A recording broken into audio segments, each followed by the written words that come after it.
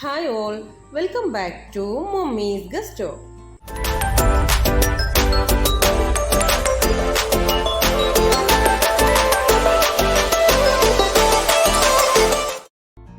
ഇന്ന് ഞാനിവിടെ വളരെ ടേസ്റ്റി ആയിട്ടുള്ള എന്നാൽ ഇത്തിരി ഡിഫറെൻ്റ് ആയിട്ടുള്ള ഒരു ടീ ടൈം സ്നാക്കാണ് ചെയ്യുന്നത്.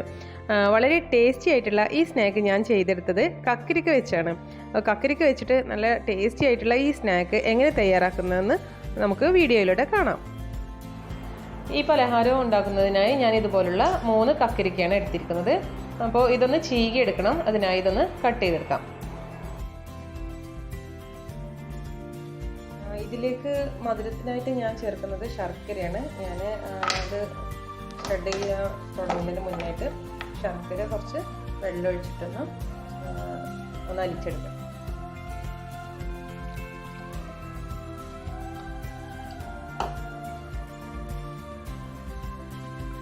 ശർക്കര ഉരുകി വരുമ്പോഴത്തേനും പിന്നെ ഇതൊന്ന് ഷ്രെഡ് ചെയ്തെടുക്കാം, ഈ കക്കരിക്ക കേട്ടോ.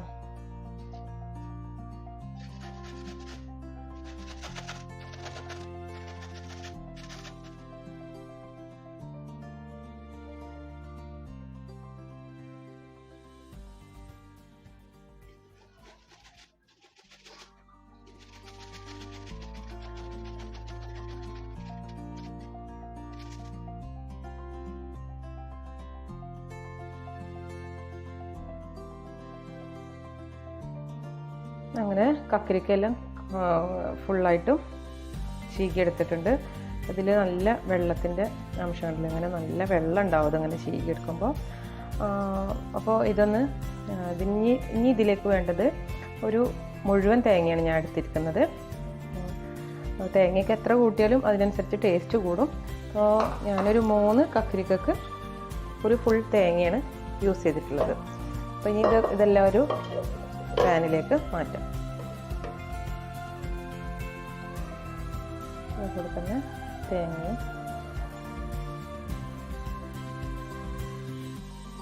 ഇനി ഇതിലേക്ക് നേരത്തെ ഉരുക്കി വെച്ചിട്ടുള്ള ശർക്കര ഒരു അരിപ്പയിലൂടെ ഇങ്ങനെ അരിക്കാം. ഇതിനകത്ത് എന്തെങ്കിലും അഴുക്കൊക്കെ ഉണ്ടെങ്കിൽ അതുകൂടെ പോകും. നന്നായി ഒന്ന് മിക്സ് ചെയ്തിട്ട് ഇനി ഇതൊന്ന് വേവിക്കാൻ വെക്കണം. അപ്പോൾ ഇനി ഇത് ഫ്ലെയിമിലേക്ക് മാറ്റാം.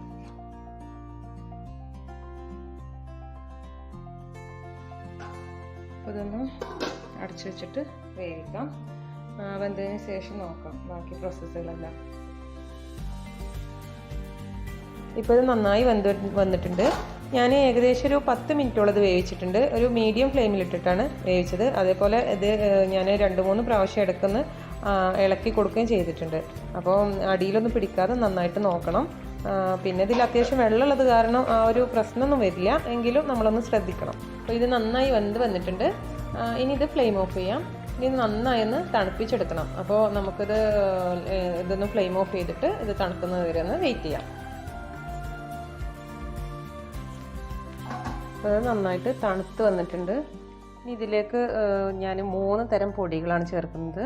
നമ്മൾ ഇത് 3ഉം ഒരേ അളവിനാണ് എടുക്കേണ്ടത്, അതാണ് ശ്രദ്ധിക്കേണ്ടത്. അപ്പോൾ ഇതിന് ആയിട്ട് ഞാൻ ഈ ഒരു ബൗളിന് ഒരു ബൗള് അരിപ്പൊടി, അതേപോലെ സെയിം ഒരു ബൗള് റവ, അതേപോലെ ഒരു ബൗള് ഗോതമ്പിൻ്റെ മാവ് ആട്ട. അപ്പോൾ ഇത് 3ഉം ഇനി ഇതിലേക്ക് ചേർക്കാം.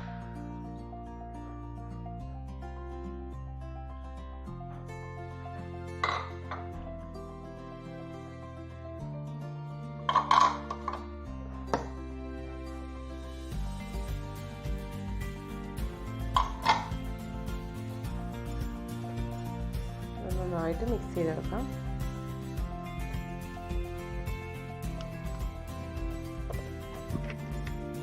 ഇതിലേക്ക് മധുരം ഒന്ന് ബാലൻസ് ചെയ്യാനായിട്ട് അല്പം ഉപ്പ് ചേർക്കണം. അതുപോലെ ഒരു 1/2 ടീസ്പൂണ് ബേക്കിംഗ് സോഡ ഇതുകൂടെ ചേർക്കണം കേട്ടോ.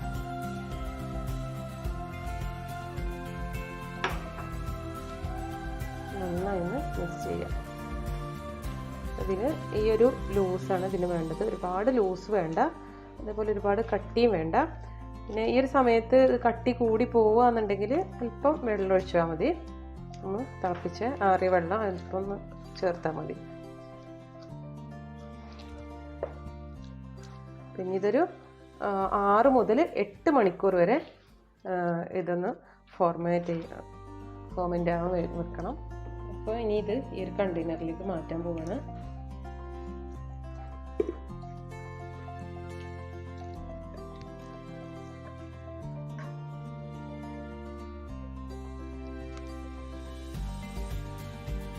ഇത് അടച്ചേക്കാണ്.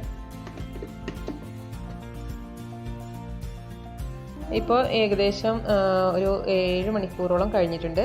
അപ്പോൾ കറക്റ്റ് ഫെർമെൻറ്റേഷൻ ആയിട്ടുണ്ട്. അപ്പോൾ ഇതാണ് ഇതിൻ്റെ ഒരു കൺസിസ്റ്റൻസി. അപ്പം ഇതിൻ്റെ എന്ന് പറഞ്ഞാൽ നമ്മൾ നെയ്യപ്പം ഉണ്ണിയപ്പമൊക്കെ ചുടുന്ന പോലെ അങ്ങനെ അധികം ലൂസായിട്ടിരിക്കരുത്.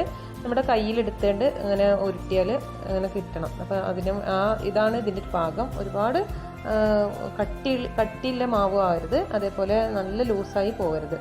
അപ്പോൾ ഈ ഒരു കൺസിസ്റ്റൻസിയാണ് ഇത് കറക്റ്റായിട്ട് വന്നിട്ടുണ്ട്. ഒരു പാന് ചൂടായതിനു ശേഷം ഇതിലേക്ക് ഫ്രൈ ചെയ്യാൻ ആവശ്യമായ ഓയിൽ ഒഴിക്കാം.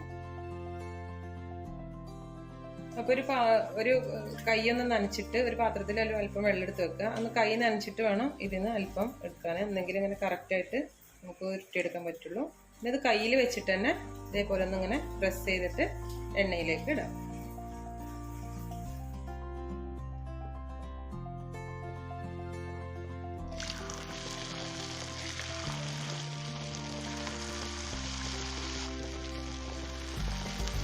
അപ്പോൾ ഇത് നന്നായി വന്നിട്ടുണ്ട്. ഒരു ഭാഗം ഗോൾഡൻ കളറായി വന്നിട്ടുണ്ട്. അപ്പോൾ ഇതൊന്ന് തിരിച്ചിട്ട് കൊടുക്കാം. ഇത് അങ്ങോട്ടും ഇങ്ങോട്ടും തിരിച്ചും മറിച്ചും നന്നായിട്ട് വേവിച്ചെടുക്കണം.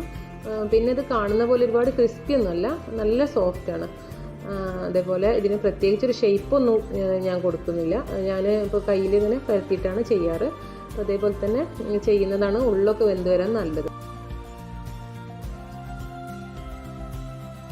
കളറ് ഒക്കെ മാറി ഈ ഒരു കളറാകുമ്പോൾ നമുക്ക് ഇത് എണ്ണയിൽ നിന്ന് കോരിയെടുക്കാം. അങ്ങനെ കക്കടീൻ്റെ പോള ഇവിടെ റെഡി ആയിട്ടുണ്ട്. അപ്പോൾ വളരെ സോഫ്റ്റ് ആയിട്ടുള്ള ഈ ഒരു പോളയുടെ റെസിപ്പി നിങ്ങൾക്ക് എല്ലാവർക്കും ഇഷ്ടപ്പെട്ടു എന്ന് കരുതുന്നു. അപ്പോൾ എല്ലാവരും ഇതൊന്ന് ട്രൈ ചെയ്ത് നോക്കണം. അതേപോലെ ഫീഡ്ബാക്ക് എന്നെ കമൻറ്റ് ബോക്സിലൂടെ അറിയിക്കണം. അപ്പോൾ പുതിയൊരു വീഡിയോയുമായി ഉടനെ കാണാം.